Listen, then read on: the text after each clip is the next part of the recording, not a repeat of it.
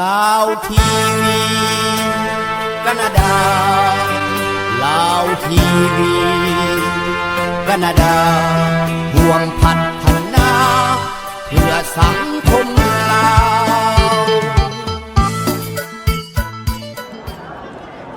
สวัสดีครับผู้ชมที่รักและการสังคมลาวในต่างแดนของเราวันนี้มาอยู่ที่นครหลวงเวียงจันทร์มาสรุปกิจกรรมการฉลองฉลองวันศุกร์2,000 บาทของพระพาสิบปีเจ้าได้มีโอกาสพาท่านสำคัญคนหนึ่งเราเป็นเจ้าที่ผมบอกคือก่อนอาจารย์น้อยใช้เป็นบอกคือว่าเป็นไปก่อนเนาะสอนนะครับผมเราสบายดีน้อยซื้อยังใส่วิไลกุลประธานสโมสร WIG นะครับก็คือสโมสรวิไลกุลนาคาก็คือแปลว่าพญานาคเนาะคนลาวเสื้อชื่อครับชื่อพญานาคเลยได้ใส่เสื้อทีมนี้เป็นชื่อทีมวิไลกุลนาคาคนหุ้นตัวรอดเดินมา WIG นะครับทับสร้างทีมนี้มาได้จังคือสร้างทีมนี้มานี่มันเราเริ่มเฮ็ดตั้งแต่ปี2019ช่วงเป็นเรื่องโควิดมันเรียกพวกนี้ยังก็เลยโค้ชนี่ก็จะว่าบุรีเรียกเฮ็ดนักเตะการทีมชาติก็เลยคงเอานักกีฬาได้โค้ชได้มาฝึกซ้อนกันโดยที่ว่าคึกคักตั้งใจว่าโอเคให้เด็กน้อยมีความสำคัญให้เด็กน้อยมีพรสวรรค์ให้เด็กน้อยมีโอกาสโค้ชก็มีโอกาสแต่ว่าโอกาสนั้นมันบ่ได้ไปใช้จักเทื่อก็เลยตั้งใจว่าเอาลงทุนก้อนนึงให้พวกลูกไปเฮ็ดกินเฮ็ดสโมสรขึ้นมาไปเฮ็ดขึ้นมาแรกๆล้มลุกคลุกคลานน่ะจนมาฮอดปี2022เขาได้จดทะเบียนเป็นสโมสรทักแน่โดยขึ้นกับสหพันธ์บางเขตนครหลวงเวียงจันทร์แล้วก็ได้พาทีมนี้ไปเตะอยู่มาเลเซียเตะอยู่ประเทศไทยแรกๆเขาเริ่มไล่จังหวัดไล่บอลแซมชนแซมเอาแซมมามันมีรายการภาคเหนือภาคอีสานเขาก็ได้เป็นแซมดังนั้นก็เลยมาคิดว่าเขาต้องไปเด็กน้อยเขามีความพัฒนาเขาก็เลยตั้งใจจะไปงานต่างประเทศก่อนที่ไปสกีนี่ก็จ้างเงินไปต้องไปจดทะเบียนลงทะเบียนก่อนจะเข้าสิเอาเพราะเขาบุมีชื่อเสียงเราก็ขัดมันจะถึงดีสุดท้ายเราได้สร้างชื่อเสียงเนาะได้ชนะได้เป็นแชมป์ได้ได้แชมป์ได้ทุกครั้งอะไรอยากพูดมาทันขึ้นที่ทันมาสร้างทีมที่เป็นมันคิดของท่านเองอยู่แล้ว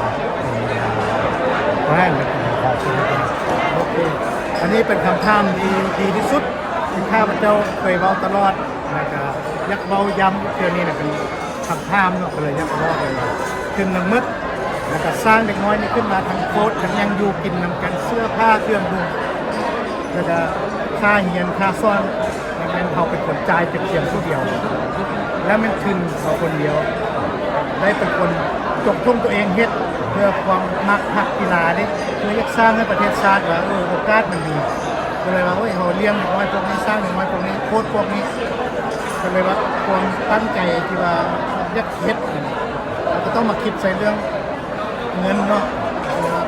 ได้เฮ็ดฮอตชีแล้วจำเป็นต้องได้จบแล้วเฮ็ดกองฮอตปัจจุบันมื้อนี้วันที่ยังก็วันที่3เดือนธันวาคมปี2025เนี่ยตั้งแต่มื้อนั้นฮอตมื้อนี้ยังไม่พาเป็นย่องตัวเพียงผู้เดียวเฮ็ดคนเดียวด้วยใจเพื่อจะสร้างนักกีฬานี้ให้ประเทศชาติสร้างนักกีฬาเด็กน้อยเอานี้ให้เป็นทีมชาติเพื่อต่อยอดไปเป็นนักเตะอาชีพถ้าบุเตะอาชีพเขาก็จะให้เขามีการศึกษาสูงเพราะสมัยนี้เขาตั้งใจไว้แล้วว่า education นี่ต้องทำ first แต่เดี๋ยวนี้มันมีกีฬานะเขาก็จะเอากีฬานี่มาให้เป็นส่วนหนึ่งของประเทศชาติให้เขาฮู้วันลาวแต่ก่อนมุ้ยเคยฮู้ลาวไล่เนาะเขาไปเตะบ้านนี่ผู้ใดก็บ่จะเตะกับเขาแหละแต่ข้อเตะพันธมิตรเขาบ่เตะเดี๋ยวนี้นี่จกชนะทึก WIG นาคานี่พวกมันจะจกทึก WIG นาคานี่อาจจะได้เห็นว่าทางไปเตะในทางที่ได้ไปได้ทางได้ข่าวขอให้ท่านพ่อให้ฟังนิดนึงเกี่ยวกับไปเตะยุโรปเป็นยังไงไปรอบโอเคก่อนที่ได้ไปยุโรป จะเล่าเรื่องให้ฟังก็คือเด็กน้อยอายุ11 ปีเขาได้ไปเป็นแชมป์ท่าเอเชียควอลิฟายและได้เป็นแชมป์60 ทีมแต่ 48 ประเทศนี้เขาโชคดีเพราะแต่ว่าโชคเนี่ยเด็กน้อยกับเก่งแล้วก็ได้แชมป์จากท่าควอลิฟายเนี่ยนักเตะเขาได้เป็นแชมป์หรือก็ได้โควต้าไปแข่งอยู่ประเทศสเปนโดยไม่ต้องไปคัดเพราะเขาได้แชมป์มาเลยตัวแทนของเอเชียคือ WAG นะคะไปเป็นแชมป์แทนตัวแทนของเอเชียไปปีแรกปี2014เด็กน้อยเขาก็ฮ้อนๆหน้าหนาวบ่เคยเจ็บหนาวเนาะแล้วก็เจอตัวใหญ่เขาก็เฮ็ดได้ดีพอสมควรได้ที่ซ่องในกรุ๊ปเตะไปเตะมาแล้วเพิ่นเรียงลำดับเวลาตกเป็นที่ซ่องนี่เรียงลำดับเขาได้ไปที่สาวซองของ60 ทีมปีนั้นนะปี2014แล้วปีประมาณ2023ต่อ2024ก็จะท้ายปีก็เซิร์นนี้คนเดียวโดยไม่ต้องไปคัดต่อยักเซิร์นจะไปที่ราคานี่มาอีกนะว่าเด็กน้อยนี่คือว่านั่นแค่ก็ไปปี2000ท้ายปี2024ทางคนบ่ให้คัดแล้วเราได้ไปปี2025เดือนเอพริลปีนี้เป็นทึกเซิร์นนั่นดีเกียรติที่สุดดีกว่าเขาไปแข่งเพราะว่าเขาเห็นความสำคัญประเทศลาวเขาเห็นความสำคัญก็เลยทึกเซิร์นไปก็ดีขึ้นหน่อยนึงในที่19เขาได้ขึ้นมาเป็นที่19ระดับโลกเลยที่19นะก็เลยว่าควอลิฟายตัวนี้ปุ๊บพวกโปรตุเกสเนี่ยก็เลยเชิญต่อว่าอยากเชิญทีมพวกเจ้ามาเขาเลยว่าเล็กน้อยเหี่ยไล่เนาะU11ค่อยๆเปลี่ยนเป็นU13ได้บ่อะไรเนี่ยแล้วก็เลยไปโปรตุเกสเอาU13นี่ไปบังเอิญเขาไปนี่แบบเขาซ้อมหนักพอสมควรก็เลยได้ไปเป็นแชมป์โลกต้องอยู่บาร์เซโลนาเพราะโปรตุเกสอันนี้ครับเป็นU13เอาU13ไปเป็นบาร์เซโลนาเอาU11นักจากเขาซีเซียงU11เขาเลยเชิญU13ไปU13ไปบานโลกเขาก็ที่เบอร์คัพ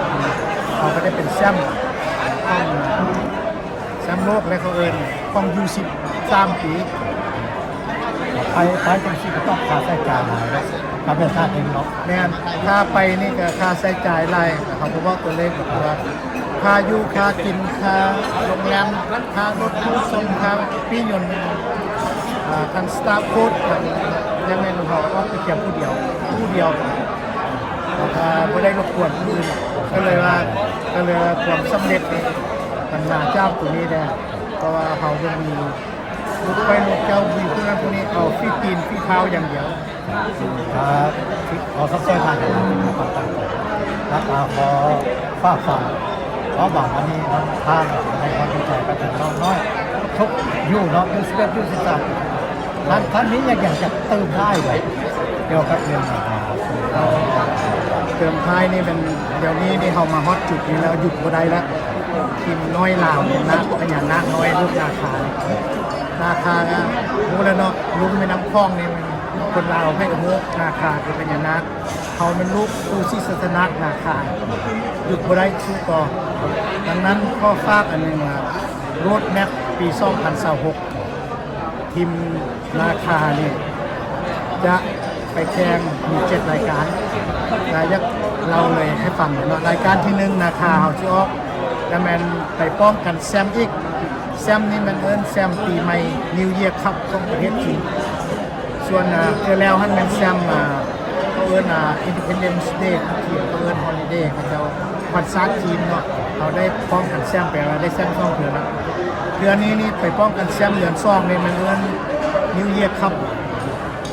อันเป็นโรดแมพของเขาเป็นเดือน2 February เดือน4ท้ายเดือน4ทึกเซิร์นอีกเป็นครั้งที่2จะไปแข่งอยู่บาร์เซโลนาประเทศสเปนโอเคต่อจากนั้นมาดริดก็เซิร์นอีกแมตช์คัพไปเรียลมาดริดพอซื้อเสียงเริ่มดีขึ้นไปก็จะเอาไปเตะไปเซิร์นไปเนาะแต่ว่าเขาบนพันทับป้าเกลือแล้วอันดีซีแม่นไปป้องกันแชมป์ดูป้องปีเกตตัวนี้ฟาดส่งฟาดเชียร์อะไรเนี่ยนี่มันงานใหญ่งานยักษ์งานสร้างสำหรับเขาแต่เขาก็มีความมั่นใจ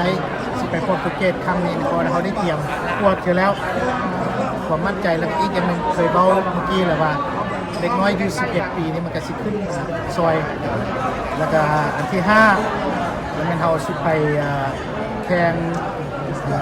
อยู่ประเทศจีนในงานใหญ่ของประเทศจีนก็จัดใหญ่ที่สุดในประเทศจีนมีซ่องงานก็คืองานปี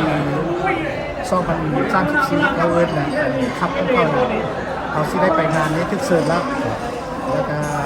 ติดต่อกันฮะอยู่เชียงไฮ้ติดต่อกันฮะเนี่ยมีงานที่เขาเอิ้นไลเดียนครับที่เขาไปสร้างชื่อเสียงอยู่จีนดังนั้นเนี่ยเอาทึกญี่ปุ่นเนาะเสริมอีกงานใหญ่ของประเทศญี่ปุ่นเดี๋ยวนี้จะเป็นโชคดีว่าทึกเสริมตลอดเนาะแล้วสุดท้ายจะต้องไปครั้งที่3ปีหน้านี่ก็คือต้องกัดแซมครั้งที่3อยู่ปักกิ่งเป็นงานวันศาสตร์จีนอันนี้ก็ฝากติดตามช่วยสมช่วยเสียแล้วก็เบิ่งลูกเบิ่งล้านนะที่ว่าเด็กน้อยพวกนี้น่ะจะซื้อทอดแล้วเป้าหมายมันเนี่ยของข้าพเจ้าความฝันของพระเจ้าได้มาเฮ็ดแล้วสิฮอตจุดนี้แล้วหยุดบ่ได้แล้วก็คือฝันว่าถ้าว่าลูกหลานเอาอยู่นำกันกินนำกันอย่างนี้ตลอดไปผู้ค้า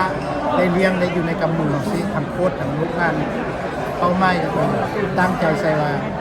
ชาติหนึ่งในชีวิตมีบ่มียาสิพยายามเอาเด็กน้อยสุดนี้ปี2029จะเป็นงานใหญ่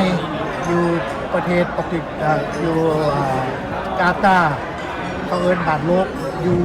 17พอฟันของพระเจ้ายัดพาทีมลาวเด็กน้อยลาวให้เขาเห็นอีกทีนึงว่าลาวเขาได้เข้าทีมโลกอยู่17ที่กาตาร์ปี2029แล้วความฝันสุดท้ายนี่ก็คือกลับมาจากนั้นแล้วมันมีงานสำคัญก็คือเขาเอิ้นว่าบ้านเขาได้เป็นเจ้าภาพเอเชียนคัพงานนี้เป็นเจ้าภาพค่ากับฟันเด็กน้อยยักไปแข่งบานโลกมาจะมาอยากเป็นแชมป์ในบ้านของก้าวตัวนี้เลยจะได้แชมป์นี่คือความฝันอันนึงก็คือภาคซ่องงานเป็นงานใหญ่ก็คือบานโลกอยู่17แล้วก็ซีเกมเนาะซีเกมบ้านเราปี2031อยากได้แชมป์ให้ประเทศชาติตอนที่เป็นยังไปเนี่ยพอให้ได้ไปซ่องงานนี่ถ้าเฮ็ดทุกมือนี้เพื่อประเทศชาติเพื่อให้เข้าหูวันลาวเป็นไทยลาวก็มีคือกันลาวก็ไปได้คือกันลาวก็เก่งคือกันมีสิทธิ์เก่งคือกันขอถามท่านคำถามสุดท้ายอันนั้นผู้ที่ควอลิฟายมาเตะให้ WIT นาการต้องมีอย่างไรครับโอ้เขาให้เด็กน้อยทั่วไปมาได้ก่อนเดี๋ยวนี้เขาให้โอกาสหมดทั่วประเทศแล้วเขาก็คัดได้ไล่แกว้งแล้วเนาะทั่วประเทศได้ไล่แกว้งเด็กน้อยดีมาสังกัดอยู่สโมสรเราเนี่ยอยู่กินของเขาเนี่ยส่วนไล่จะแต่ต่างแพงกับเก่งไล่ดังนั้นหลังจากวันที่5นี่เขาจะมีการคัดเลือกทั่วประเทศอีกให้มีความสามารถมีพรสวรรค์จะเข้ามาคัดแต่ว่าเขาจะจัดเขาจะอยู่เก้าถึงอยู่14อยากได้ทุกคนผู้ได้เก่งผู้ได้มีความสามารถเขาก็อยากได้เพราะว่าให้เนี่ยเพื่อเป็นคนเก่งของประเทศลาวเนี่ยเมื่อมันชิมันเลือกคนเจ้าเลือกคนเก่งอย่างเดียวเพื่อจะไปสู้กับยักษ์ใหญ่เลยโอเคขอเข้าใจท่านนะเรียนไซด์สละเวลาให้เราที่จะได้เป็นสัมภาษณ์หวังว่าโอกาสหน้าจะได้สัมภาษณ์ท่านอีกเนาะขอบใจ